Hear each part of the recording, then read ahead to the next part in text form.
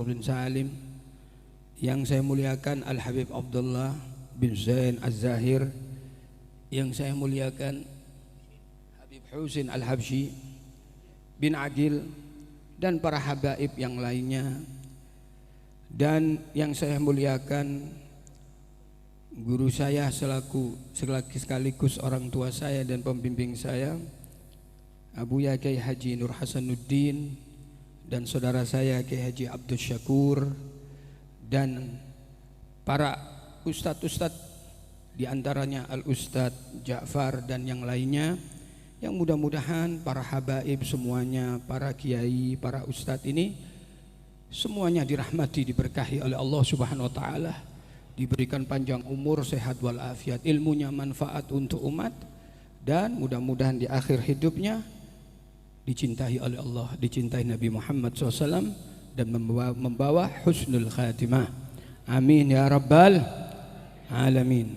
Para sesepuh lan bini sepuh, khususnya abah saya Haji Nur Khalis, dan tidak lupa sahibul hajah Bapak Haji Syafi'i sekeluarga, dan para hadirin dan hadirat, pecinta-pecinta Kanjeng Nabi Muhammad SAW, umat Rasulullah yang merindukan Nabi Muhammad SAW, yang mudah-mudahan sampean semua, kita semua dirahmati, diberkahi oleh Allah, diberikan panjang umur, sehat walafiat, selamat dunia dan akhirat.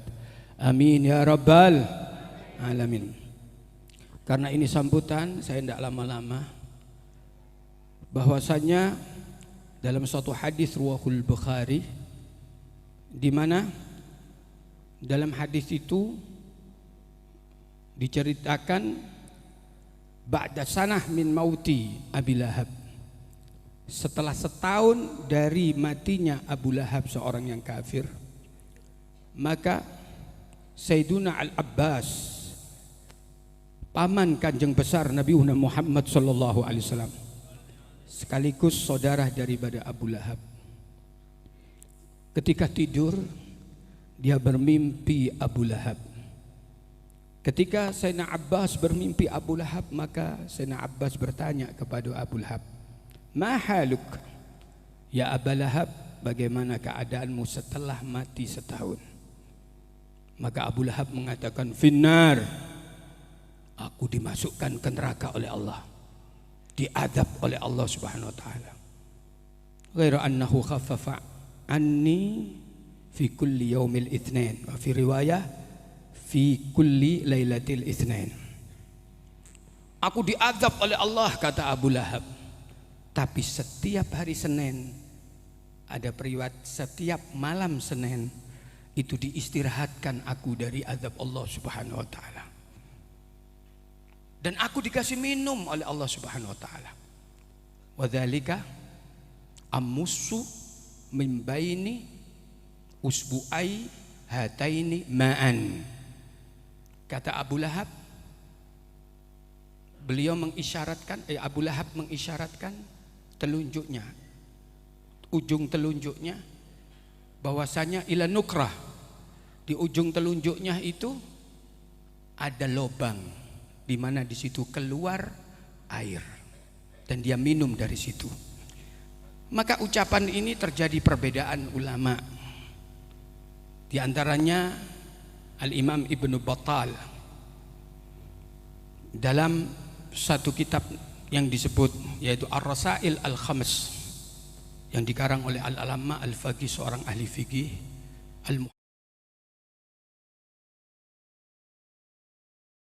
As-Sanadi Al-Ansari, dan dia adalah merupakan Raisu Ulama Al-Madinah Al-Munawwarah fi asrih. Dia termasuk ketua ulama Madinah Al-Munawwarah di zamannya, Syekh Muhammad Abid As-Sanadi Al-Ansari. Allahumma shalli ala Muhammad. Dalam kitab Ar-Rasail Al-Khamsu halaman 219, di situ dijabarkan Abu Lahab itu minum dari mana? Dari nukrah ibhamihi. Pendapat yang pertama adalah pendapat Al-Imam Ibnu Battal, juga pendapatnya As-Sayyid Muhammad Ibn Alwi Al-Maliki dalam kitabnya Adz-Dzakhair Al-Muhammadiyah halaman 304. Beliau mengatakan yashrabu min nukrati ibhami. Jadi ini jempol, terus ada lubangnya di bawahnya itu, dan Abu Lahab setiap hari Senin minum di jempol itu dan keluar air. Allahumma shalli ala Muhammad. Itu pendapat pertama. Pendapat kedua adalah kata Syekh Muhammad Abid Al-Ansari ini mengatakan enggak. Bukan dari jempolnya terus ada lubang di jempolnya, tidak. Tapi Abu Lahab menunjukkan jari sababahnya ditunjukkan begini, terus dibentangkan jempolnya, maka dia mengatakan wadzalika min baini usbu'ai hataini ma'an amusu min wadaka amusu min baini usbu'ai hataini ma'an. Dari ini telunjuk. Ya, ini kata para ulama baina ibhamihi wasababihi. Nukrah lobang itu di antara telunjuk ini dan jempol. Jadi di tengahnya. Jadi minum begini. Itu. Allahumma shalli ala Muhammad. Masuk. Paham nggih? Kula kinten turu. Allahumma shalli ala Muhammad. Dan itu setiap Senin minum kayak gitu. Katanya Abu Lahab, kenapa aku diberikan kayak gitu oleh Allah? Karena suatu saat ketika keponakanku Muhammad sallallahu alaihi wasallam lahir dan dilahirkan, datang Thuwaibah mengabarkan hal tersebut. Seraya mengatakan keponakanmu yang bernama Muhammad telah lahir. Saya begitu senangnya, lalu saya sedekah dengan sedekah yang besar, yaitu aku bersedekah dengan membebaskan budak yang aku cintai, Thuwaibah. Lalu aku suruh untuk menyusuinya. Dengan amalan itulah aku diringankan setiap hari Senin dari azab neraka dan diberikan minum. Allahumma shalli ala Muhammad. Nah, dari sini kita bisa ngambil kesimpulan, Abu Lahab saja yang mana dia kafir hidupnya dan mati dalam keadaan kafir, yang selalu menggoda dan memusuhi Rasulullah SAW dalam perjuangannya, dia masih diringankan adabnya oleh Allah setiap hari Senin. Kenapa? Karena senang dengan kelahiran Rasulullah. Allahumma shalli ala Muhammad. Karena bangga dengan kelahiran Rasulullah, sehingga dia bebaskan itu budak Thuwaibah. Itu orang kafir yang bangga dikasih keringanan. Lalu bagaimana dengan umat Nabi Muhammad SAW yang sepanjang hidupnya merindukan Nabi Muhammad, yang sepanjang umurnya mencintai Nabi Muhammad, yang sepanjang hidupnya menghadiri maulid Nabi Muhammad, yang sepanjang hidupnya memeriahkan maulid Nabi Muhammad, membuat maulid Nabi Muhammad. Dia akan dicintai Allah, dicintai Nabi Muhammad, dia akan jauh dari neraka Allah, dia akan ketemu Nabi Muhammad. Sehingga Al-Imam Al-Hafidh Asy-Syamsu Muhammad ibn Nasiruddin Ad-Damsyiki menggubah dalam syairnya, idza kana hadza kafiran ja'a dhammuhu bitabat yadahu fil jahimi mukhallada ata annahu fi yaumil itsnaini daiman yukhaffahu lisururi bi ahmada famadhannu bil abdil ladhi tala umrihi asha umrahu bi ahmada masruran wa mata muwahhida. Allahumma shalli ala Muhammad. Kata Ibn Nasiruddin Ad-Damsyiki, idza kana hadza kafiran ja'a dhammuhu bitabat yadahu fil jahimi mukhallada. Kalau Abu Lahab yang sudah dinas di dalam Al-Quran, dia termasuk orang penghuni neraka, ya, anta annahu fi yaumil itsnaini daiman yukhaffahu anhu lisururi bi ahmada.